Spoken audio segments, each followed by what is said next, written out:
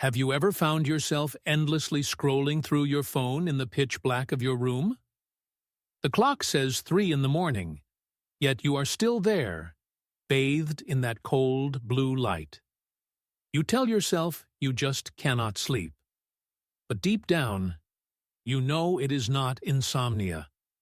You stay awake because this quiet, lonely stretch of the night feels like the only moment in your entire day where you truly belong to yourself.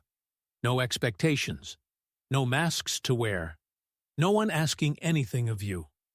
People around you might call this a bad habit. They might label it as laziness or a lack of discipline. But what if it is something entirely different? What if this silent midnight routine is not a flaw in your character, but the desperate coping mechanism of a mind that is quietly fighting for its own survival? When we hear the word depression, most of us automatically picture someone who is completely incapacitated. We imagine a person lying on the bathroom floor, unable to get out of bed, weeping for hours, or completely withdrawing from the outside world. And while that is a very real and painful reality for many, it is not the only face of this illness. There is another kind of exhaustion, one that does not scream, but whispers. It hides in plain sight.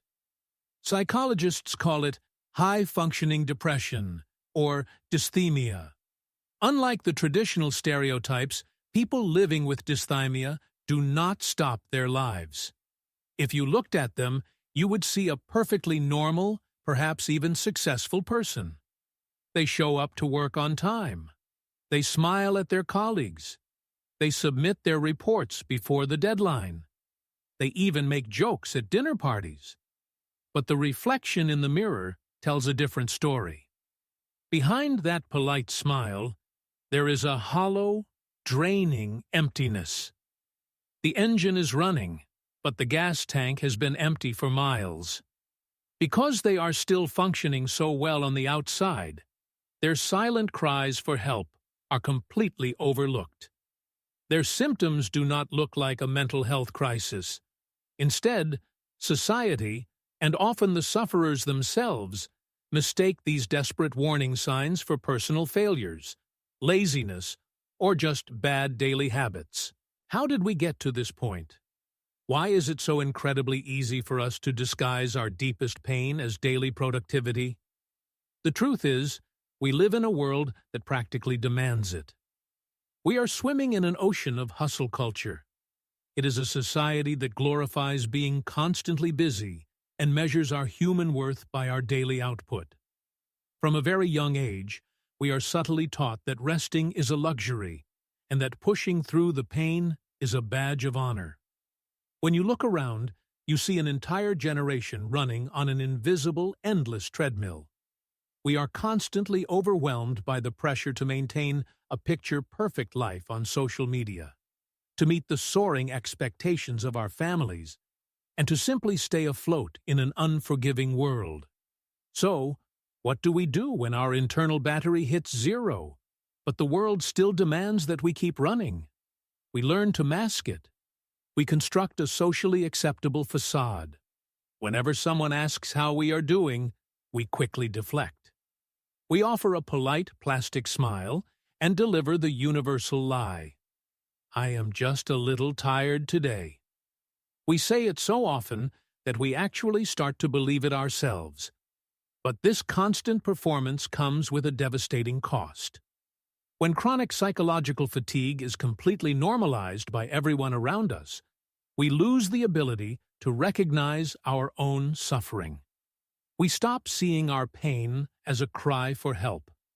Instead, we start developing toxic, invisible coping mechanisms just to make it through another 24 hours. This brings us to the quietest battleground of all, our daily routines. Take a moment to look closely at your own life. Are you unconsciously clinging to certain everyday behaviors, not out of choice, but out of sheer survival? Let us quietly open the door and explore 10 seemingly normal habits that might actually be the silent symptoms of a mind running on empty. Let us step into the first space, the closed room. When the door finally clicks shut at the end of the day, the heavy armor comes off. You are entirely alone. This is where we see our first two hidden symptoms: revenge, bedtime procrastination, and emotional numbing. Earlier, we pictured that moment of scrolling through your phone at 3 in the morning. Now, let us look at the psychology behind it. You are intentionally sacrificing your own sleep to reclaim a tiny, fleeting sense of control over a life that feels entirely dictated by others during the day. You doom scroll through endless, meaningless content. You are not looking for information. You are looking to numb yourself. You are feeding your brain constant distractions to drown out the deafening, painful noise of your own negative thoughts. This leads directly into the third habit: leaving your living space in absolute chaos. People might look at your messy room and call you unmotivated, but in psychology, this is known as executive dysfunction. Your brain is so starved of energy just from keeping you emotionally alive that the simple, multi-step process of picking up a shirt, folding it, and putting it away feels like climbing a mountain. It is not a moral failing. It is a severe energy crisis. But then the sun comes up. It is time to face the world again. We enter the second phase, the mask in the crowd. Here, we encounter the fourth and sixth signs: hyper-independence and the social chameleon effect. You walk into the office or a social gathering, smiling brightly, ready to take on everyone else's problems. You never ask for help. Ever.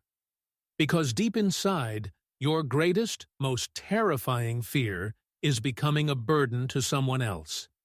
You change your personality to fit whoever you are talking to, making sure everyone around you is comfortable while you are slowly suffocating. And if you ever drop even a single piece of that heavy load, you exhibit the fifth sign: over-apologizing. You find yourself saying sorry when someone else bumps into you. You apologize for simply taking up space. This stems from deeply internalized guilt, a tragic, exhausting belief that your very existence is somehow an inconvenience to the entire world. Finally, when the mask becomes too heavy to hold, we reach the deepest layer: the internal fracture. The seventh sign is microanhedonia. It is not that you actively hate the things you used to love. It is just that listening to your favorite music or watching a movie now feels like a chore. The color has been completely drained from your world. Because of this, you hit the eighth sign: sudden irritability over the smallest things. Your nervous system is constantly running on overdrive. It is so terribly overloaded that the sound of a spoon dropping on the floor can shatter your last ounce of patience. This internal break leads to the ninth habit: neglecting your basic biological needs. You suddenly realize it is 4 in the afternoon and you have not had a single drop of water. You ignore the urge to eat. This is a form of dissociation. Your mind has disconnected from your physical body because existing in it is just too painful. Which leaves us with the 10th and final sign: maladaptive daydreaming. When reality becomes too gray, too heavy, and too unbearable, your mind builds a lifeboat. You spend hours lost in elaborate fantasies, having imaginary conversations, living a completely different life inside your head. It is the ultimate escape room, built by a mind that desperately wants to leave, but physically cannot. These 10 habits do not exist in a vacuum. They build an invisible wall around you, creating one of the most heartbreaking paradoxes of high-functioning depression. You see, the better you get at hiding your pain, the more convincing your performance becomes. You try so incredibly hard to appear normal. You want to show everyone that you have everything perfectly under control. And the tragic result? the world actually believes you. They look at your polite nods, your calm demeanor, and your endless productivity, and they truly believe you are the strongest person in the room. So, they lean on you. They ask for more of your time and more of your energy, never once realizing that the pillar they are leaning on is quietly crumbling into dust. Because you seem so capable, no one thinks to check on you. No one asks if you are really okay, because you have spent years making sure they never have to. The more competent you appear on the outside, the more profoundly isolated you become on the inside. You are completely abandoned in a crowded room. But this flawless illusion comes with an unimaginable emotional cost. Imagine your daily mental energy as a battery. For a healthy mind, simply existing, breathing, and going through the day might take up 20 or 30% of that battery. But for you, just putting on that smiling, agreeable mask every single morning consumes 90% of your soul. That leaves you with a mere 10% to actually live your life. 10% to process your hidden trauma, to feel any fleeting joy, or to simply keep your heart beating. You are not living. You are barely surviving on fumes. Why is it that we can be so endlessly patient with others, but so relentlessly cruel to ourselves? If a dear friend called you in tears, exhausted, and unable to face the day, you would never call them lazy. You would wrap a warm coat around their shoulders. You would sit with them in the silence. You would tell them it is perfectly okay to rest. Yet, when you are the one who cannot summon the energy to step out of bed, you stand in front of the mirror and ruthlessly tear yourself apart. You point a harsh finger at your own reflection.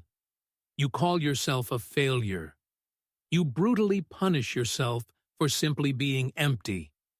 This profound lack of self-compassion comes from a fundamental misunderstanding of what you are actually fighting. You treat your daily exhaustion as if it were just a fleeting moment of sadness. You think you should be able to just snap out of it. But temporary sadness is like a dark cloud passing through your day. You know it will eventually rain, clear up, and the sun will inevitably return. High-functioning, chronic depression is completely different. It is not a passing cloud. It is a vast, heavy, gray sky. And because this heavy sky has been hanging over your head for months, or perhaps even years, you have completely forgotten what the sun looks like. You have survived in the darkness for so long that you genuinely believe gray is just the natural color of the air. If you saw pieces of yourself in these 10 habits, please hear this right now. You are not lazy. You are not unmotivated. And you are certainly not a failure for struggling to survive. You are simply carrying an invisible mountain on your shoulders, while the rest of the world assumes you are just going for a walk. For just a moment, as this video comes to an end, give yourself permission to stop performing. Take a deep, slow breath. You do not have to be strong right now. You can finally take that heavy mask off. We are leaving a space of silence right here, just for you. If you feel ready, the comment section down below is a safe, completely anonymous place. Share your story. Tell us which of these hidden habits you have been using to cope. You might be deeply surprised to find out just how many people are sitting in the same dark room, looking up at the exact same gray sky. Until next time, please, be gentle with yourself.